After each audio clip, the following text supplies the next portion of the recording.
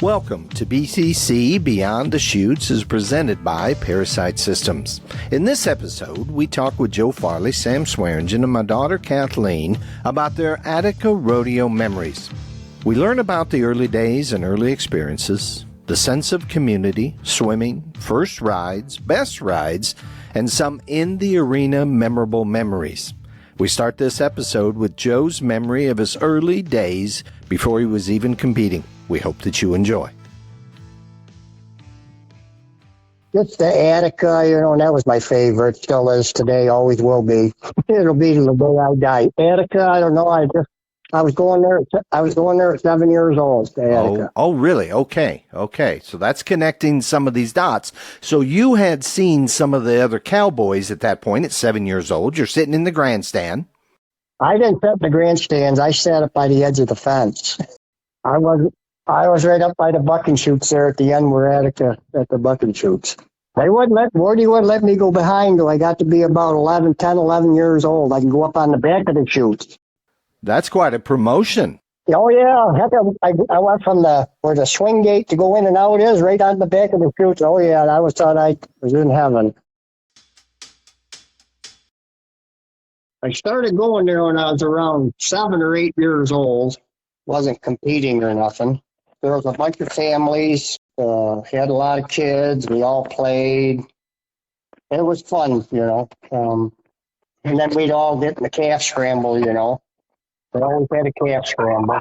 So we'd do the calf scramble. So this would have been early 60s, Joe?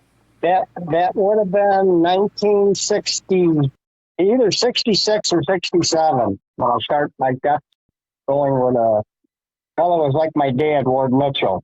And we camped out for the weekend, It was a lot of fun.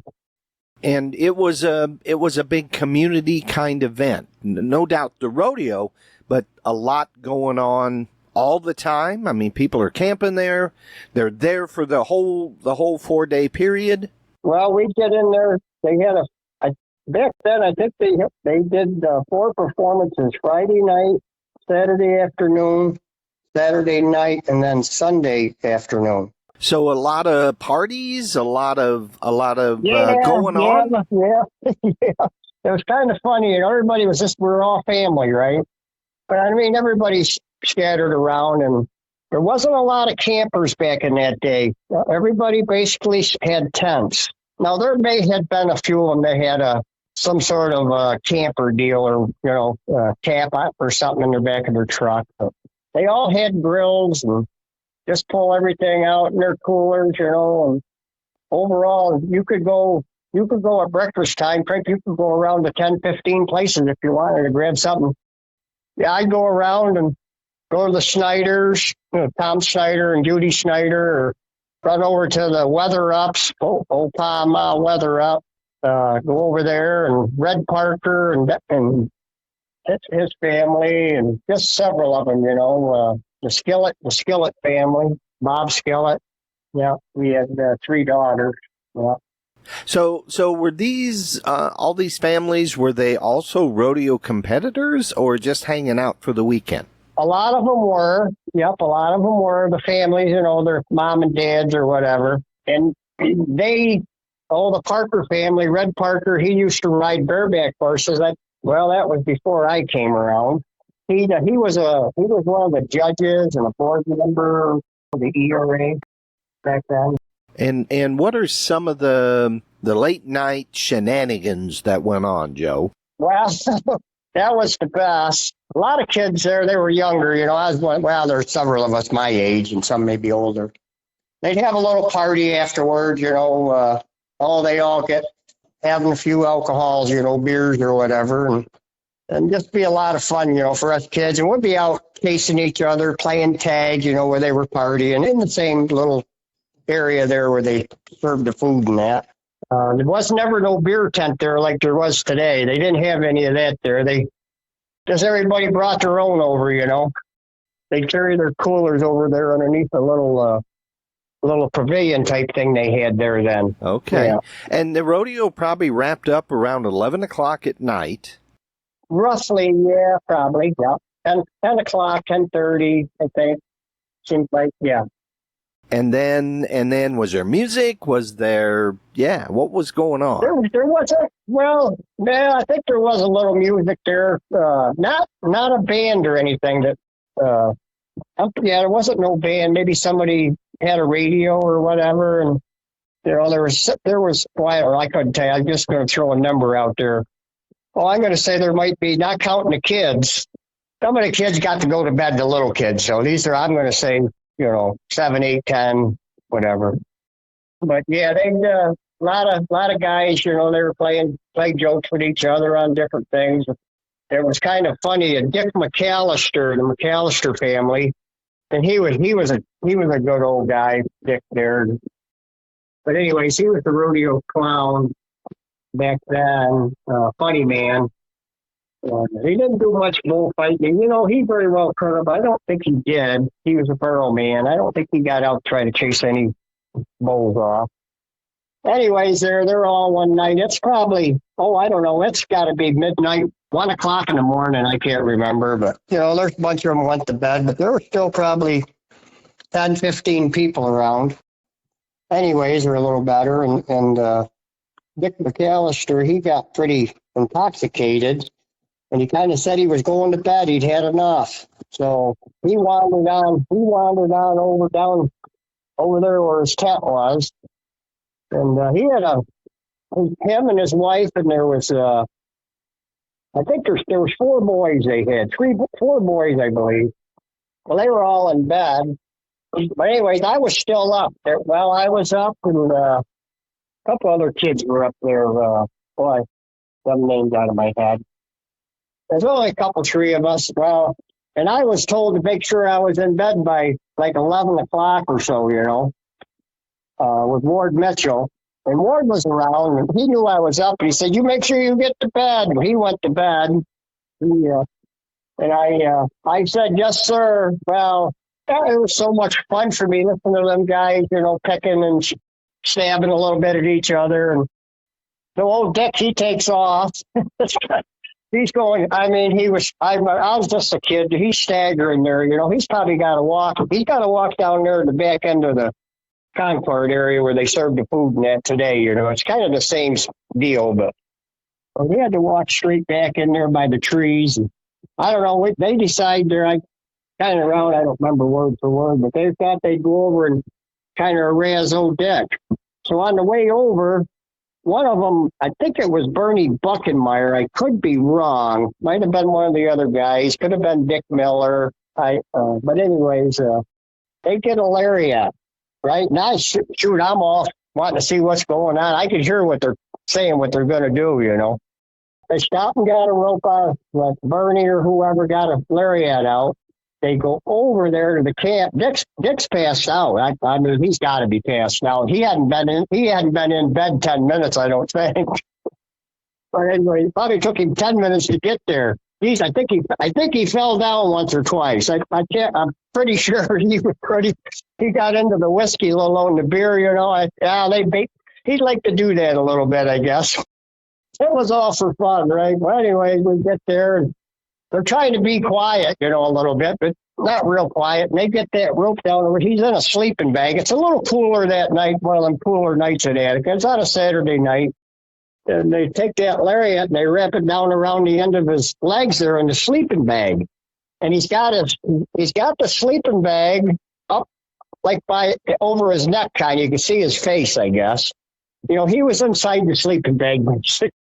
All right, so they took that rope, and it took them a couple of times. There was a branch up in the air there. I don't know how high. I'm going to say, let's say 20 feet. Maybe it wasn't that high. Well, they throwed it a few times. Finally, it fell over where they could reach and grab it, right? So there's about 2 of them guys. They start tugging that thing, and I thought about halfway up off the ground with his feet coming up in the air. Dick came too. Upside down. Yes, he was headed that way, yes, at that time. And he gets yelling and screaming there, and I can't recall all, but it was all good, He was laughing as he was yelling at him, put me down. Well, they took him right up about 10 feet off the ground with his head. He can't get out, He went and tried to unzip it, but he couldn't go nowhere. Guess he wasn't too drunk because he unzipped his sleeping bag, but he was trying to squirm and he was swinging, kind of by it because he was moving all over. Oh, it was funny. It was funny. So they ease him down. They ease him back down, and he about gets down to the ground, and then buggers, they took him right back up. But he was a good sport about it. Yeah, oh yeah. I'll get even with you guys. The next morning there, I guess he was right after all of them. He knew who was there. He did know who was there. Yeah, Dickie Miller and Bernie and Dick Knapp and just them. Them fellas were, oh shoot, now they're about all gone. I think they are. I think they played up. Yeah, they were a bunch of fun guys. Joe, do you have any swimming stories? I do. All of us kids, we would always go down there and swim, had a little area in that creek. Yeah, and the creek wasn't too far away from the arena, right? No, it was right behind, right dead behind it, couldn't have been maybe a couple 100 feet, if that. We'll all go down there swimming, well, we get there Friday afternoon, swim there before the rodeo, but all the kids would, And I mean, Doug, there was probably 20, 25 kids around there, if not more. Just family oriented, just everybody brought their kids. You camped the weekend. Did you wade? Was it deep enough to swim? Was there holes?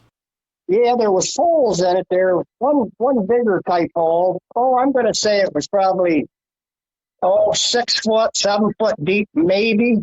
And that was only in just a little radius area, not very.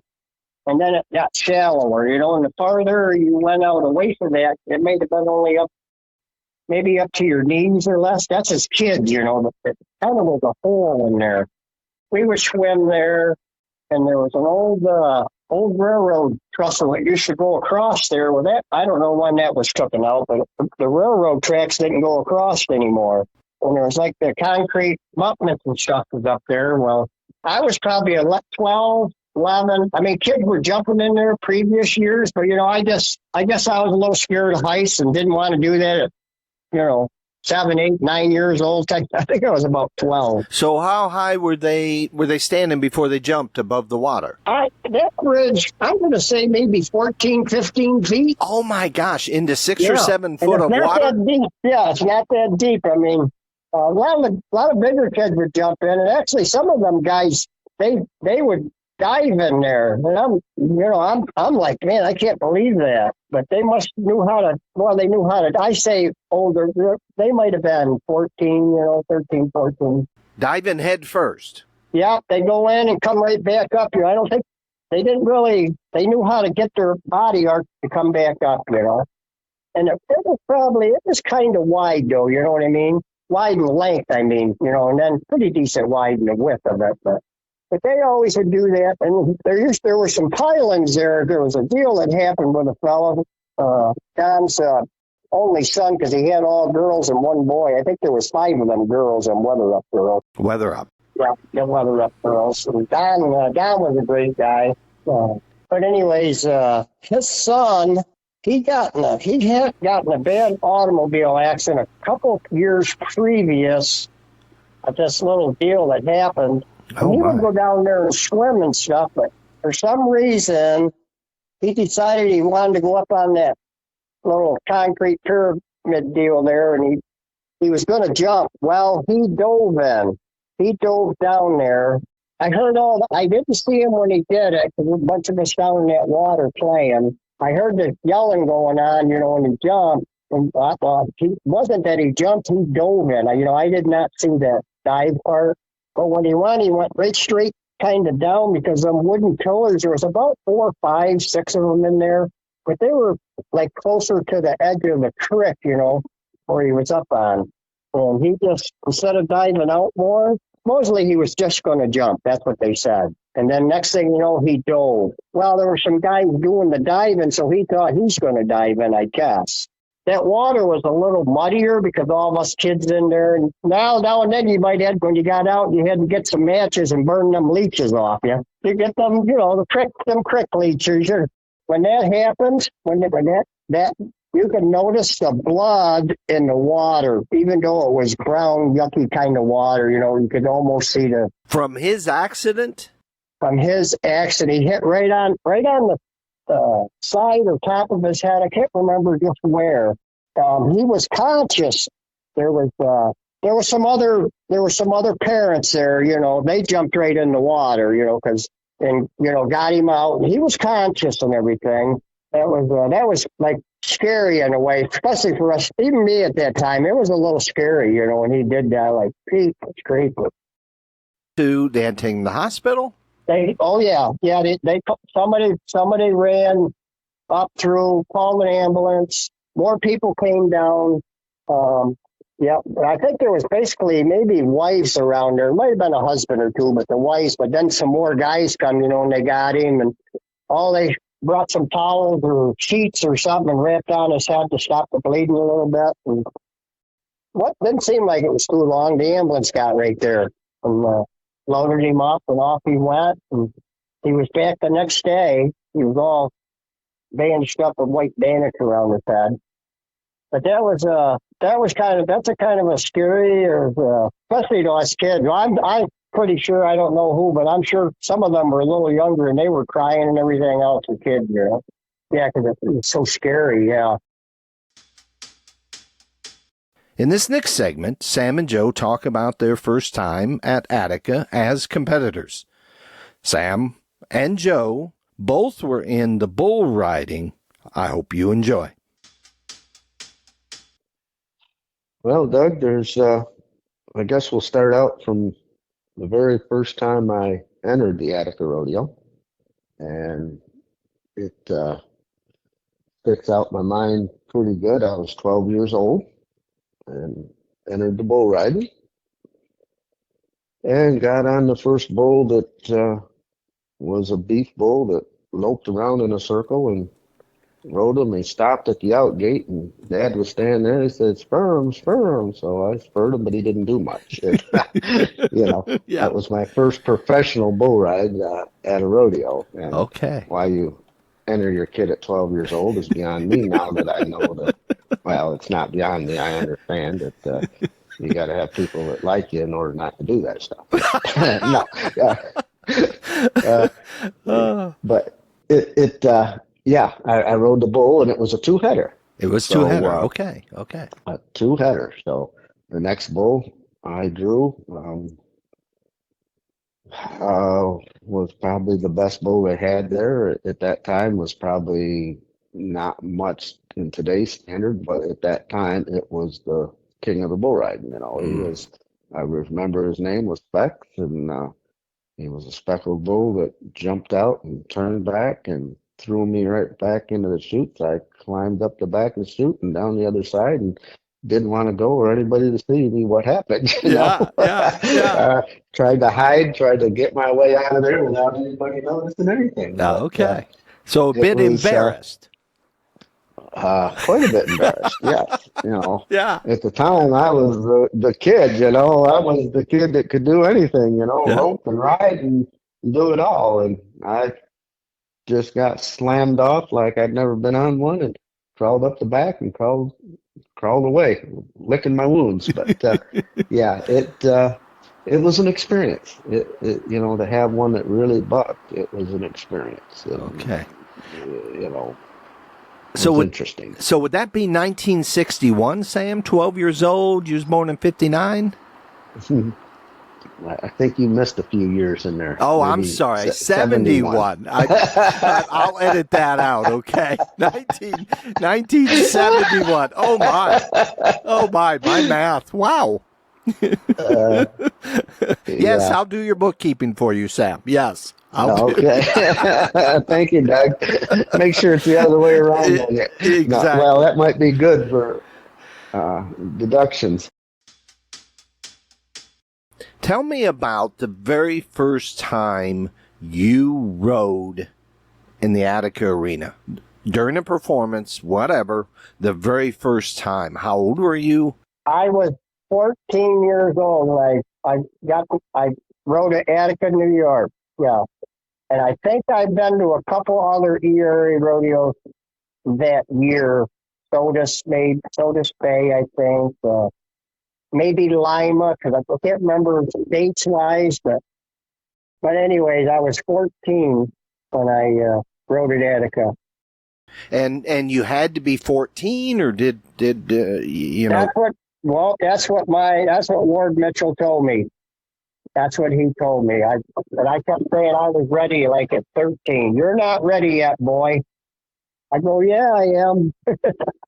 14. In the bull riding against everybody, or was this a junior bull riding? No, sir. No, sir. It was with the big boys. This was the real deal. This was the real deal. You know, I've been waiting for it. Oh, I don't know, for a long time, Doug. A long time. Okay. Yeah. I couldn't wait to do it.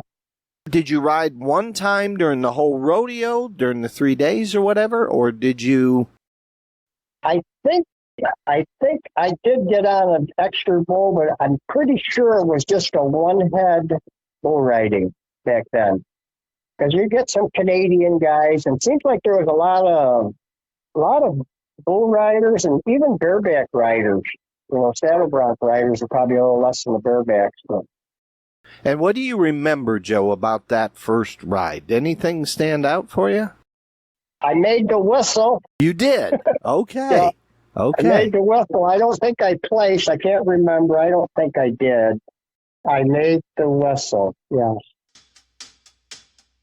Next, Joe and Sam tell their stories about other competitors' performances that stood out for them. What about any outstanding competitors that came through there that you either competed against or as a stock contractor that really caught your attention?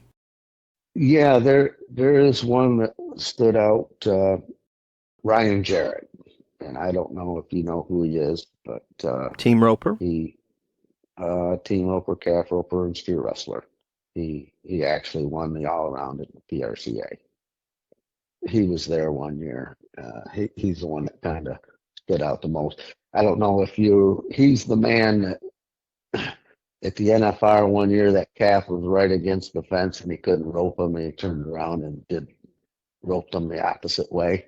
I don't know if you'd remember that, but instead of roping a normal loop, he swung it like a pasture loop and swung it the other way and roped the calf and tied it.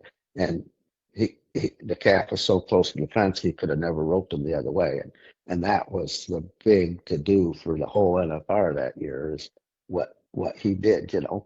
And that was probably just his mentality. You did what you had to do to win. Going back to, didn't you want no money? Yeah, Ryan Jarrett was there probably the year or two before he won the all around in the PRCA. I remember a guy, Tom Tusey at Attica. I was probably, I don't know, 18, maybe 17, 18. Tom Tusey had a bull called Wipeout, purebred Brammer. The contractor Bud Chase owned, and he brought stock that year to Attica. And Tom drawed him. Well, Tom was up in Canada, and I didn't know at the time. I don't know how many people did know, but when we got there, that he had broke his leg, and he was in a cast. And he climbs on this bull Wipeout. It's been on him a week. He did it the weekend before. It's been on him a week. Well, he did have a week to heal up, Joe. Well, I guess. But you have to understand. Well, you do know Tom. Tom was as tough as they came, and I mean a very great competitor, big time competitor. But yeah. But Tom, anyways, he gets on that bull. I will never forget it today. I can still hear that thumping going on that bull side from that foot of Tom spurring him with the cast on it. Yeah, there's plenty of people seen that. Plenty. Yeah. Even old Mike Swearingen, Sam's got to remember, too, about Tusey doing that. And you could see the cast. You knew he was in a cast. Oh, yeah, because he had his pants ripped up through. Yeah, he didn't even put his leggings on. He didn't even have his chaps on. Yeah. And rode the bull? Oh, he rode the bull with authority. He won the bull ride. And I don't know, there was 35, 40 bull riders there that year. Yep, and Tom, he was coming to get on regardless. You didn't know what you had till you got there, basically, because they drawed it. And Tom had that wipeout bull, and it's kind of a freak deal, too, because that bull's never really bucked that good. But that day at Attica, that night, it was on a Saturday night. That Saturday night, that bull jumped out there one jump and turned back to the left into Tom's hand. And I'm telling you what, that cast a little heavy. I think I'd never had a cast on. That cast was going up above his head and drawing it back down. And I mean in a control ride. In this final segment, Sam, Joe, and Kathleen talk about their in the arena memories. First year, I signed a contract. Attica was gracious enough to let me have a chance at doing the big Attica Rodeo. And I wasn't real old and real experienced, but I think we were doing a good job of putting rodeos on back here in the Northeast, or I wouldn't have done it. If I didn't think I was doing it right, I wouldn't have done it. And they gave me the opportunity to come put on their rodeo. So I get up there, and the arena is about at least a foot of just mud where you couldn't walk in it. It was horrendous. Just as bad as I seen. They came in with a chisel plow and ripped it up about a foot deep, and then it became a flood, and it just was, tracking the calves the day before. They were belly deep. They couldn't get through the arena. How do you put on a rodeo? And went to the committee and said, this just we can't do it. You're going to hurt animals. It's not, and this is the first year I've had the contract to do this rodeo. And so we had a little meeting there, and they made some phone calls and got somebody come in and start. The weather came off beautiful, sun came out, and they started hauling the dirt out of there, or the mud out, and bringing new dirt in. And we're going, and it's getting close to rodeo time. I mean, it starts at 8 o'clock, and at 6:30, they're still in the arena hauling it out. And the contractor came up. He said, "I can't do anymore. We can't. We're not going to get it." And so I'm looking around and trying to figure out what we can do. And I said, "Well, you did." And they had, what they had was going really good, but he was right. They weren't going to be done in rodeo time, and people were starting to come in. It's like, what do you do?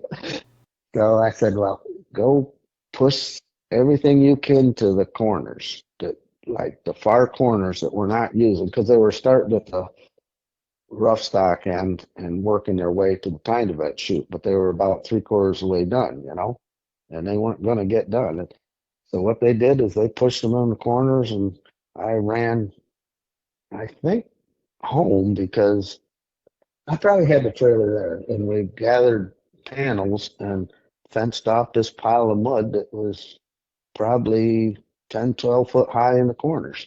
And we fenced it off and had a great rodeo. It was great. So it was just on the fly. And from then on, I did the rodeo every year after that. But it just shows you the committees and what they can do, and how hard, putting effort together, if you'll sit down and discuss things, what you can come up with. And it worked out great. And I think that ground that they brought in was just fantastic, and it's been there ever since. It's even in there now. It was the right material to change it and make it good. Another one of my favorite stories, actually it's one of my daughter's favorite stories from Attica, would have been maybe a Sunday night performance again. Not a huge crowd. I don't remember if it had rained or whatever the case might be, but I do remember Robbie Hodges was the clown working the arena. And Do you remember what happened, Kathleen? I'm on my horse. I'm on Sister out in the middle of the arena, and all of a sudden there's this flurry of activity. And what was it? Well, I know it was during the bull riding, I believe, and it was a little bit slow through there, and Robbie was making jokes, walking and talking, and you guys were talking back and forth, and there was that flurry of activity, and it turns out it was a goose that had landed in the grandstands. He just landed, and there wasn't a lot of people there, so he was like up on the top row or whatever, and Robbie was like, what are those hunting dogs that point? He froze, and he saw it, and he just took off sprinting, and he was like, wait, I know, I can talk to him. And he runs and he leaps on the fence. You know how rodeo clowns can just balance on arena fences for whatever reason. And he looks at him, and so he's up there, and you're like, what are you doing? He said, no, I know how to talk to him. I can talk to him. Don't worry. And you're like, okay, good deal. Go for it. And he just stares at him, and he goes, Affleck. And it was quite honestly the funniest, just off the cuff thing. Yeah. Do you think he arranged for that goose to be there? Did he have a goose that he traveled with? Do you know? I think that had he arranged for it, he would have had a Peking duck, which is a white duck, which is the Affleck goose. So I think if that were the thing, he would have had the right kind of duck. But I love Robbie. He was always able to think on his feet quickly, wasn't he? And yeah, I do remember that. I'm like, how did he set that up? That's pretty cool. I was riding very well and out on the road quite a bit, and came back to Attica.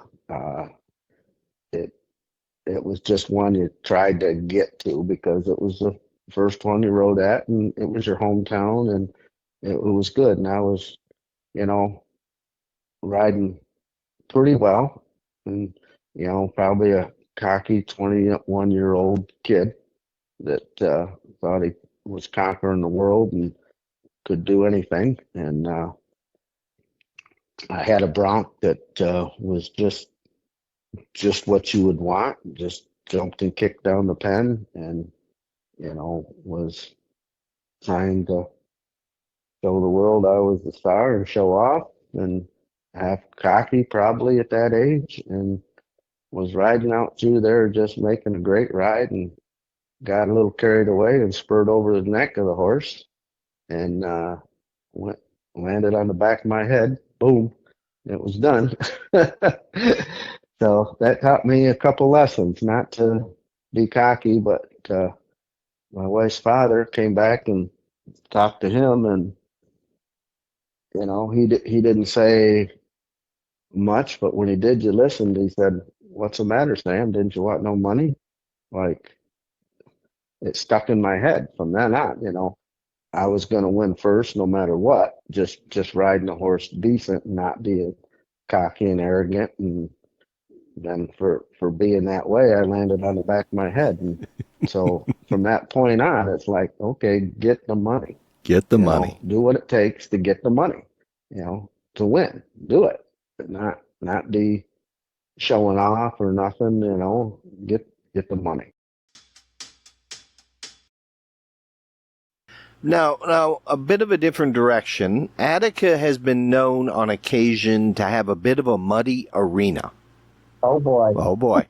And do you have a dogging story? Were you dogged in the mud? And how did that turn out?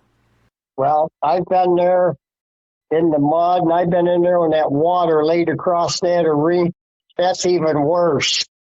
So did you bulldog in that kind of condition? I did yes, I did bulldog. I've seen that arena there a few times, but the bulldog in it, I have bulldogged in it like that. Yeah. And just get up, water running, muddy, soaky water. You got the gritty sand in your eyes. Yeah. Terrible. Your boots are full of water. Oh yeah, just everything. Yeah. That one year I headed. Well, a lot of guys said I did a crick. go to the old swim hole. Oh, okay. Oh, I see. Okay, rinsed Yeah. off down there. Rinse off down there. Yeah. Some guys might have went to the hose. I know I went right down below that one year. Just pale, and the water was a little high down there at the creek at that time. I just stepped in there, and it was a little dirtier, but I wanted to get all that grit off me. Yeah, for sure. And then you had to pick leeches when you got out. Maybe not that time because I had my clothes on. I was still in my clothes. Oh, yeah. I see. You rinsed everything off. Okay. Yeah, I jumped right in with everything, Doug. Yes. Yeah. My boots, pants, shirt. No cowboy hat. Yep, I'm going to miss that Attica Rodeo. I know that. You know, I had to miss that thing when I went over to the PRCA. I missed that for I think it was 6 years till they opened it up where you could go where you wanted to go to rodeo. And that used to just burn my butt every time. The Attica weekend, I got to drive by that bugger.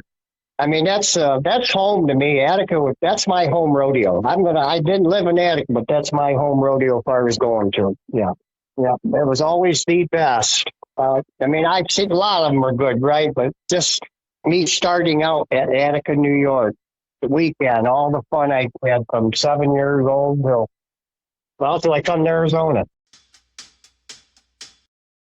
One of my favorite Attica stories all time is what I call Sister and the Calf Scramble.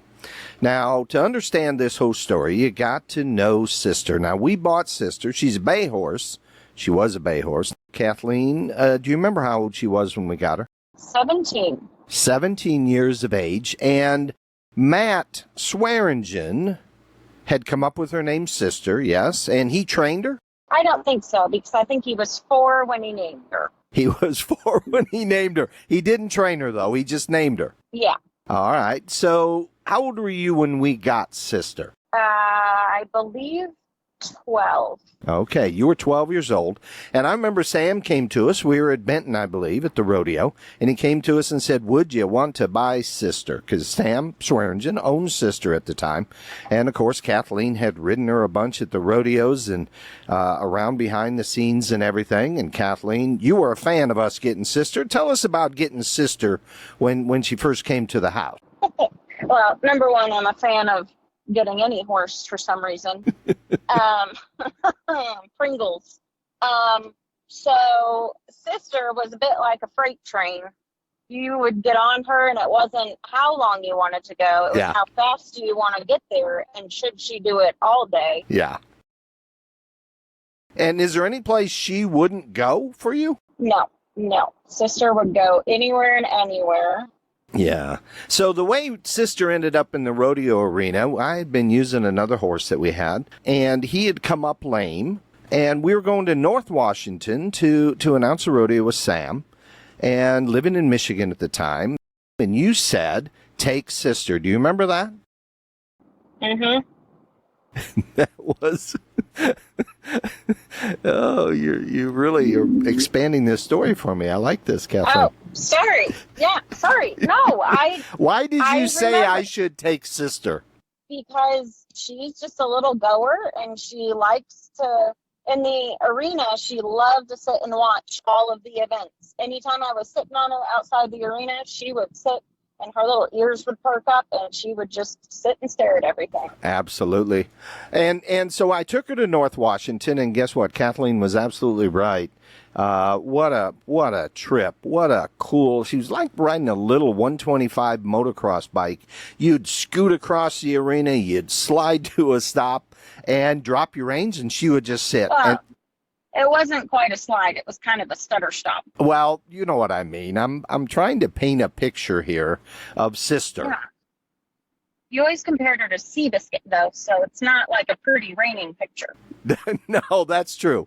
But I would drop the reins. I'm down by the time to van end, the chute, and it didn't matter what was going on. She watched every single run. She knew where every horse was, every calf was, every steer was, and she never moved a muscle. Yes.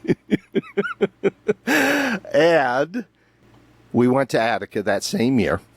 And if you remember, we announced 5 performances there. I think it was Friday night, Saturday night, Saturday afternoon, Saturday night, Sunday afternoon, Sunday night. And one of those performances, and I think it was fairly late into the weekend, we had the calf scramble, as they always do. And my job was to announce it in. One of our rodeo clowns, whoever that was at the time, was working the arena, and he'd be working with the kids, and all the kids come piling over the fences. And I was usually able to scoot out the end gate there before they let the calf loose. And I remember that day. You got distracted, though. I did. I was talking to Sam. Do you remember that? I was talking to Sam. It's Sam's fault. Well, maybe, but I look up, and here comes the calf. They had turned the calf loose, and there was, 100 kids, 150 kids in the rodeo arena at that time? Yes. Do you remember seeing this? And they come running. That calf comes running at me. I stand Sister still, and I say, Sister, don't move a muscle, don't move a leg. You're with me. You get me out of this mess. We'll be fine. You're with me till the very, very end. And those kids, they went all around us. That calf ran all around us. I swear there were kids running under Sister, in between her legs, diagonally in behind her, whatever it may be. And she never moved a muscle. She never moved a muscle. And at that end of that particular event, I said, Sister, you are with me to the end.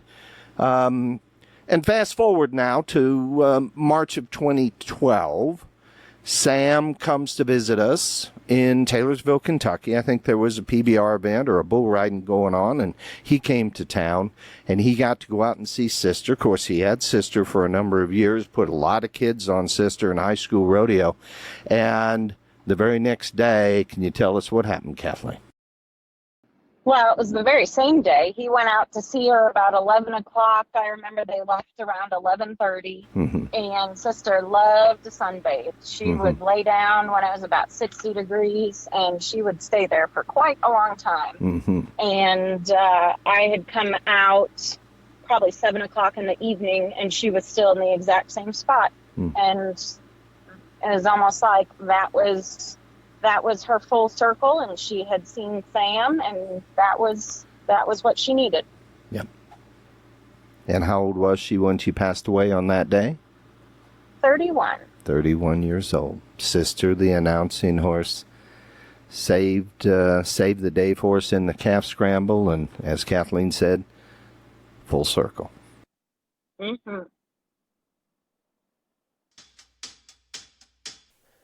Now, I hope you enjoyed listening to our storytellers tell their stories about their experiences at the Attica Rodeo. As we record this, the 65th annual rodeo is underway, and you can bet that new memories are being made, both in the rodeo arena and in the grandstands. Now, it'll be our job to record those memories in a future podcast. I've added some links from my research in the notes for your reviews. To make your listening easier, you can find us on Spotify, Apple Podcasts, and YouTube. Search for Beyond the Chutes and follow us. And remember, check out the New York State Rodeo Museum Facebook group page and become a member. Lots of pictures and stories and sharing on that great Facebook page. We also, Beyond the Chutes, have a Facebook page. We invite you to find it, become a member, and like, follow, say hello, leave us some comments. We'd like to say thank you to ParaSight Systems for their support with our podcast. Now, ParaSight System is a push-button parasitic diagnostic system for pasture animals, horses, cattle, goats, sheep, and chickens. And they have a brand new system for your companion animals, your dogs and cats. Get focused on treatment, get the data you need to properly treat your animals for the exact infestation that they are carrying. You can find them at ParaSightSystems.com. Check us out on Beyond the Chutes webpage at BeyondTheChutes.show. This is Beyond the Chutes. Until next time, this is Doug Simcox. Thank you for listening.